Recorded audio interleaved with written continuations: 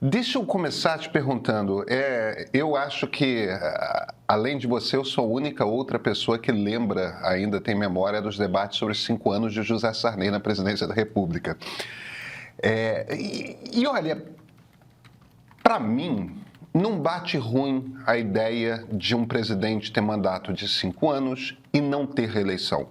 Acho que é uma boa troca, porque no fim das contas o argumento para a reeleição é, aprende a governar por 1 ano, o segundo ano governa e nos outros 2 já está acabando o mandato, os deputados, os senadores, os ministros, está todo mundo olhando para a eleição seguinte, acaba virando uma presidência de 1 ano só.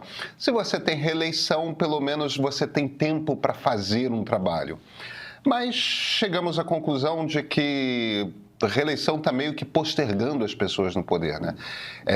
Você não consegue ter a troca que seria saudável de lideranças. Então, tudo bem. Vamos para um mandato de 5 anos da presidência, para a presidência da República sem reeleição. Não bate no meu ouvido ruim. Mas vem cá, mandato de 5 anos para vereador, mandato de 5 anos para deputado federal, para deputado estadual, mandato de 5 anos para senador. São 3 senadores, né? Isso faz sentido de alguma forma? A que servem essas mudanças? Como é que é a lógica? Você acha que faz sentido? O que a gente perde? Obrigado pelo convite, Pedro, e todos que aqui estão nos ouvindo. O que a gente perde? Eu queria ampliar um pouco essa discussão por uma parte que eu considero ainda mais importante e mais sensível na nossa democracia e na política brasileira. De fato, a reeleição ou não, isso é uma questão que nós já tivemos uma mudança. Nossa Constituição de 88, ela proibia a reeleição, até acontecer a primeira em 1998, com uma emenda constitucional em 97. Naquela época, eu, inclusive, era contra a reeleição, mas uma vez ela estabelecida, me pareceu que seria interessante manter por um certo período, até por uma experiência. Eu considero, diferente de você, que essa experiência ela teve um certo êxito. E até você pode perceber que a população também aprova a reeleição na medida em que você verifica a taxa de reeleição no nosso país. Na nossa última eleição para prefeito, se não me falha a memória, foi mais de 80% dos prefeitos que disputaram essa reeleição, eles foram eleitos. Nesse pacotão que está sendo apresentado hoje no Senado, nós temos diversas coisas, algumas delas você já assinalou. Fim da reeleição, a duração do mandato e tem uma parte que é muito perigosa e que me parece extremamente prejudicial, que é a unificação de todas as eleições na mesma data. E uma correção da sua fala inicial, você disse o mandato de eleições de 4 em 4 anos. Não, na realidade seriam eleições de 5 em 5 anos. Claro, foi tendo em vista que os mandatos são de 5 anos. O que aconteceria? Hoje nós vamos para as eleições, a população é ouvida de uma maneira ou de outra para cargos diferentes de 2 em 2 anos. De 2 em 2 anos, nós somos convocados para nos manifestar em eleições. Com essa proposta que tramita no Senado hoje, nós teríamos, a cada 10 anos, 2 eleições apenas. Sendo que a eleição municipal aconteceria junto com a eleição para presidente, para governador, as eleições municipais que são para vereador e prefeito. E elas seriam totalmente eclipsadas por essas eleições nacionais. Os assuntos que são pertinentes ao dia a dia da população, ao seu município, etc., eles seriam todos abafados por uma discussão que sempre é muito maior e mais forte com relação às eleições nacionais. Então, para mim, o ponto mais sensível disso é realmente essa unificação das eleições, que traria uma série de prejuízos que eu gostaria até de detalhar durante aqui a nossa discussão. Mas, inicialmente, eu pontuaria isso. Assim, o projeto ele tem como característica, no meu sentir, mais sensível e que está sendo pouquíssimo discutida, que é a unificação dessas eleições, todas elas acontecendo numa data só. O que, para mim, parece muito perigoso e pouco discutido e estamos sendo pegos de surpresa. Ninguém estava vendo isso acontecer. E essa discussão não foi trazida para a sociedade. A mídia mesma não prestou atenção no que está acontecendo, e até porque aconteceu muito repentinamente, né? E agora está aprovado aí na Câmara, ou na Comissão de Constituição e Justiça, e vai para o plenário. Vamos ver o que vai acontecer. Agora, boa tarde, Ricardo, boa tarde a todos. Hoje o Pedro, nem lhe deu oi, viu? Eu magoei, eu vou chorar, magoei, viu, Pedro? Só porque eu voltei aqui para as minhas terras paulistanas.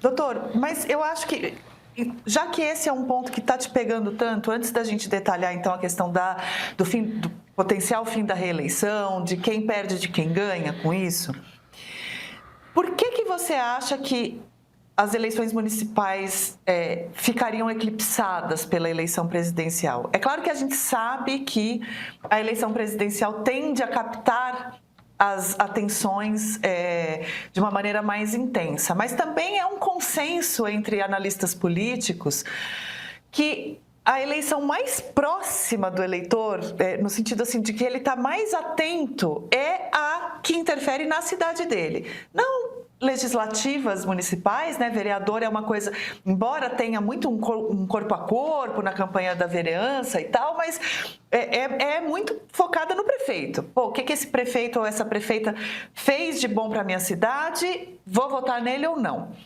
Porque atinge ali muito diretamente a rotina da pessoa, né? Então eu queria entender um pouco melhor esse teu raciocínio e, inclusive, como isso interferiria na distribuição de recursos eleitorais, porque a gente sabe que quem define para onde vão os recursos das campanhas são os partidos. E a gente até estava conversando antes de entrar no ar, a gente já tem uma dinâmica no Brasil de eleições presidenciais cooptarem, por assim dizer, as eleições para governador, pensando em palanque.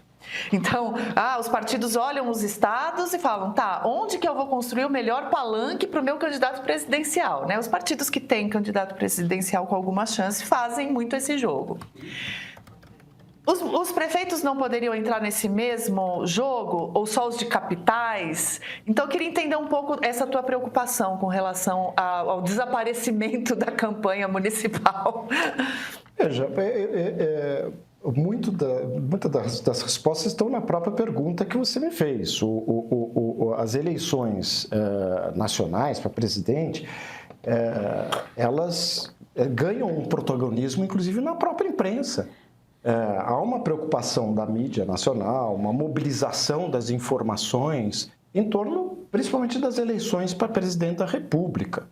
Até algumas eleições estaduais, elas são extremamente, algumas não, todas elas, são muito influenciadas pela eleição nacional. Quantas vezes a gente já não viu, com uma certa surpresa, né, num segundo turno para governador, um candidato se posicionar de uma forma até aparentemente contraditória ao que ele fez no primeiro turno, abraçando uma candidatura que está melhor em nível nacional. Isso é um fenômeno, vamos dizer, que ele já tem, a gente já sente alguns efeitos negativos desse fenômeno pela coincidência que existe entre a eleição para presidente da República e a eleição que tem para governador. Eu penso, inclusive, que a desimportância que o eleitor dá para os deputados estaduais, para as eleições para as assembleias legislativas, se devem muito a esse fenômeno, dessa coincidência. Porque são eleições que dizem respeito a um interesse menor, vamos dizer, mais localizado no Estado, e que está esmagada pela eleição nacional e a eleição estadual. Imagina isso acontecendo nas eleições municipais. É uma coisa muito interessante, a história do municipalismo no Brasil, né? E até a história da democracia, na nossa democracia. A nossa democracia está muito conectada ao municipalismo. Eleições locais nós temos desde o século XVI. Ininterruptamente. Ininterruptamente. Mesmo na ditadura elas não foram interrompidas. Claro, foram nas capitais, Os biônicos, né? E nos municípios de interesse de segurança nacional, etc. Mas em todos os demais municípios sempre tivemos eleições, nunca foram interrompidas. E essa vivência democrática, vamos dizer, é de onde também nascem as outras lideranças políticas que vão se projetar depois para as eleições de maior envergadura.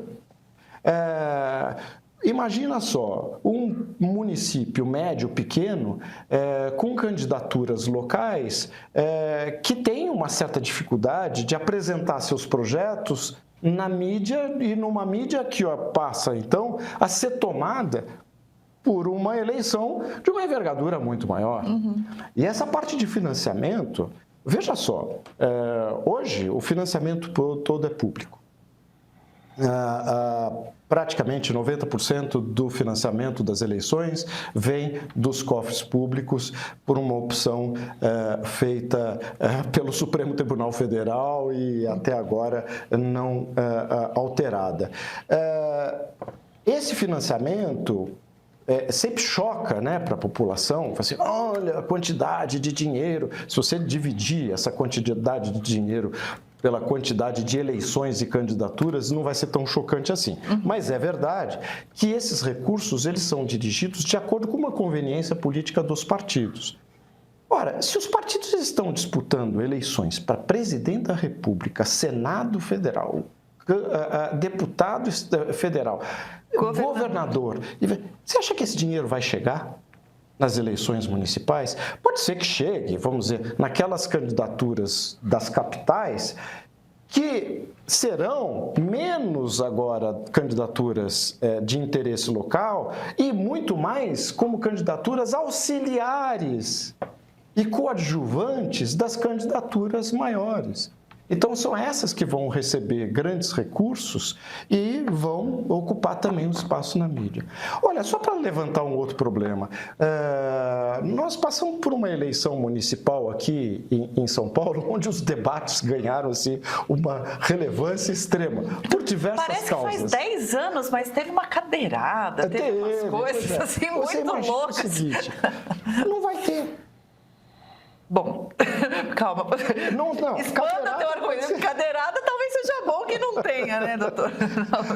Mas realmente, veja o seguinte, nós vamos ter uma eleição presidencial, uma eleição para governador e uma eleição para prefeito. Dessas eleições majoritárias que ocupam esse espaço na mídia, tá certo? Em que momento que a população vai parar para assistir, para discutir o jornalismo do país para discutir as eleições municipais? Não tem nem tempo, nem espaço para isso.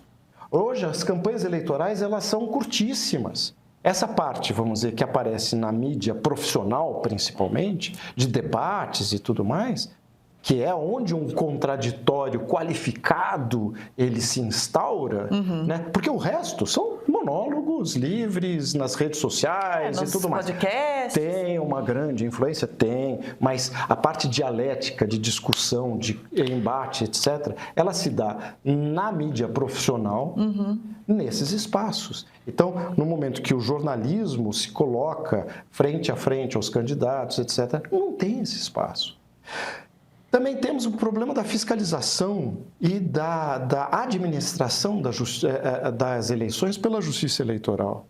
Sim, foram mais de 3 mil candidatos eleitos para os municípios. A quantidade de candidaturas é, assim, astronômica municipal. Você tem que organizar eleições para toda essa gente, fiscalizar todas essas candidaturas, desde prestação de contas, origem de recursos, etc., E, ao mesmo tempo, o eleitor também chegar na urna e organizar seu voto. Né? Agora, você imagina o tamanho da cola. É o tamanho da cola.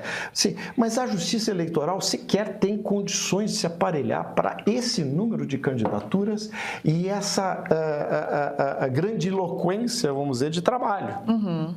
É impossível isso. Uma eleição municipal, hoje, ela dá mais trabalho para a Justiça Eleitoral do que as eleições nacionais. Porque ela tem um número muito maior de candidaturas e um número maior de eleições. Porque cada município faz tem a sua e dos vereadores. Tudo né? isso é eclipsado. As eleições municipais, elas perdem esse protagonismo em todos os níveis, de atenção do eleitor, de atenção da mídia, do jornalismo, enfim, nós vamos... E da Justiça Eleitoral, E da potencialmente. Justiça Eleitoral, porque nós não temos aí até o aparelhamento para...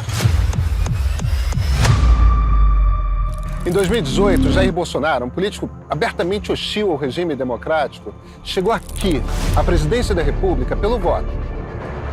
Ninguém pode ter a ilusão de achar que não há conflito em democracia. Não, os regimes democráticos são muito conflituosos.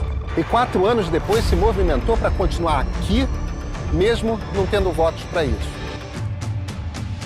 Democracia é um regime intrinsecamente frágil.